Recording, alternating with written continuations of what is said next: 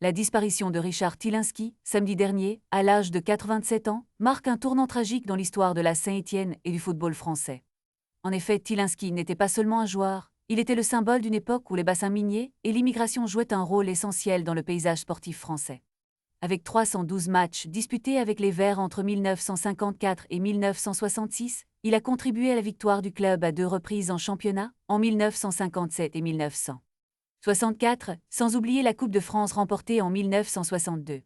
Cette carrière impressionnante est d'autant plus significative qu'elle a débuté à l'âge de 20 ans, un âge où beaucoup rêvent encore de faire leurs preuves.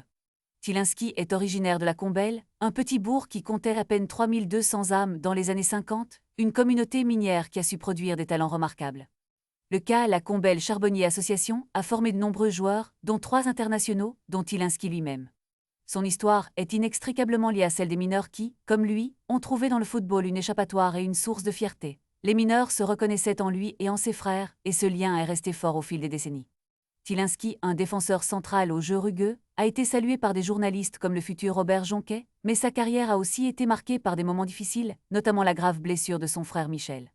Après avoir quitté Saint-Étienne, il a poursuivi sa carrière à Avignon avant de devenir entraîneur en CFA Brassac-les-Mines. L'héritage de Tylinski va bien au-delà de ses performances sur le terrain. Il incarne une époque révolue et un lien profond entre le sport et la culture ouvrière. Sa mort nous rappelle que le football n'est pas seulement un jeu, mais un reflet de notre société et de son histoire.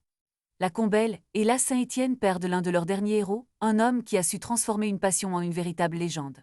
Ce n'est pas seulement la fin d'une carrière, mais la fermeture d'un chapitre emblématique de notre histoire sportive, que son souvenir vive à jamais dans nos cœurs et nos mémoires.